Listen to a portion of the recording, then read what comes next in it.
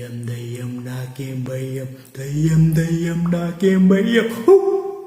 భయపడలే కదా, అస్సలు భయపడలే కదా. నేను కూడా కాకపోతే ఒకటి రెండు చోట్ల భయపడ్డా.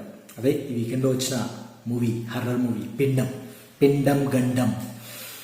సో అన్ని హర్రర్ మూవీస్ లాగానే ఈ హర్రర్ మూవీ కూడా ఒక ఇంట్లో, అంటే జనాలకి దూరంగా, ఊరికి దూరంగా ఉండే ఒక పాత ఇంట్లో, ఓల్డ్ హౌస్లో, ఇక ఆ ఇంట్లోనే జరిగే ఒక హర్రర్ స్టోరీ అన్నమాట ఇదంతా.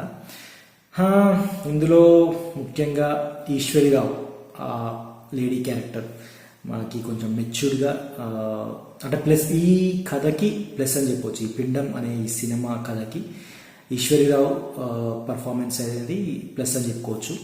తర్వాత అవసరాల శ్రీనివాస్ కూడా ఈ కథనం తగ్గట్టుగా, ఈ కథనం తగ్గట్టుగా వీళ్ళిద్దరు క్యారెక్టర్స్ తోటి ఇంకా స్టోరీ స్టార్ట్ అవుతుంది. ఇది ఒక కథలోకి పోతే ఇది ఎప్పుడో 1990 నాటి కాలం నాటి ఆ కథ, ఆ ఇంట్లో జరిగిన ఒక హర్రర్, అంటే ఆ ఇంట్లో జరిగిన ఒక ఫ్లాష్ బ్యాక్ నుంచి ఇంకా కథనం స్టార్ట్ అవుతుంటుంది అనమాట.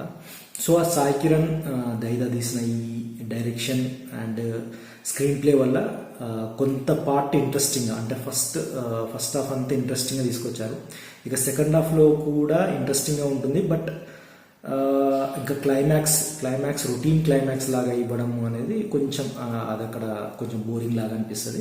బట్ అప్ టు క్లైమాక్స్ అయితే అప్ టు ద మార్క్ అని చెప్పొచ్చు.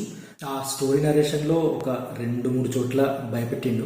అంటే ఆ సౌండ్ ట్రాక్ వల్ల అండ్ అంబియన్స్, క్రియేట్ చేసిన అంబియన్స్ వల్ల, ఆ హౌస్లో క్రియేట్ చేసిన అంబియన్స్ వల్ల కొంతవరకు ఒక 2 చోట్ల భయం అనిపిస్తుంది. కానీ మిగతా స్టోరీ తీసుకున్న స్టోరీ అయితే కామన్ స్టోరీ లాగానే, ఆ ఇంట్లో జరిగిన ఒక సంఘటన, అంటే ఆ ఇంట్లో ఆల్రెడీ కొన్ని హత్యలు జరగడము, ఆ హత్యలు ఎందుకు జరిగినాయి అనేది కొంత సస్పెన్స్, అంటే స్క్రీన్ ప్లే వల్ల మనకు ఆ ఎందుకు జరిగినాయి అనేది ఇంట్రెస్టింగ్గా తీసుకొచ్చారు. బట్ కథ మధ్యలోకి వచ్చేసరికి మళ్ళీ రొటీన్ లాగా అనిపించి, మళ్ళీ క్లైమాక్స్లో కూడా రొటీన్ లాగా అనిపించి అక్కడ కొంచెం బోరింగ్ ఉంటుంది. కానీ సో తీసుకున్న ఆ కాన్సెప్ట్ అయితే మనల్ని కథలోకి ఇన్వాల్వ్ అయ్యేటట్టు చేస్తుంది.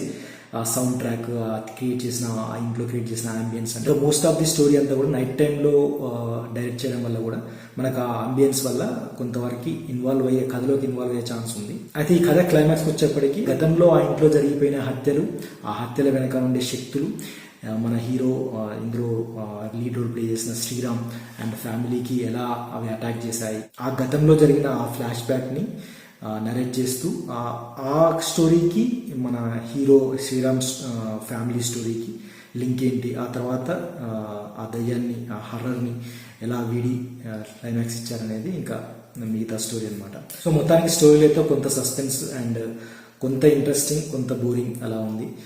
సో అంటే ఈ సినిమాకి ప్లస్ అని చెప్పాలంటే ఈశ్వరిరావు పర్ఫార్మెన్స్, అవసరాల శ్రీనివాస్ పర్ఫార్మెన్స్ అండ్ శ్రీరామ్ కూడా గత సినిమాల్లో పోలిస్తే ఈ హర్రర్ మూవీలో శ్రీరామ్ పర్ఫార్మెన్స్ కూడా బాగుంది. సో ఇంకా కథనం విషయంలో కొంతవరకు మనము కథలోకి ఇన్వాల్వ్ అయ్యే ఛాన్స్ అవుతుంది. సో మిగతా చాలా చోట్ల ఇంకా మెయిన్ క్లైమాక్స్ అయితే రొటీన్గానే అనిపిస్తుంది. అయితే డైరెక్టర్ ఈ కథ నరేట్ చేస్తున్నప్పుడు ప్రేక్షకుల్లో థియేటర్ రెస్పాన్స్ నేను అబ్జర్వ్ చేసింది ఏంటంటే, కొన్ని చోట్ల ఆ సౌండ్ ట్రాక్ వల్ల, అంబియన్స్ వల్ల అలాగే తీక్షణంగా చూస్తున్నారు.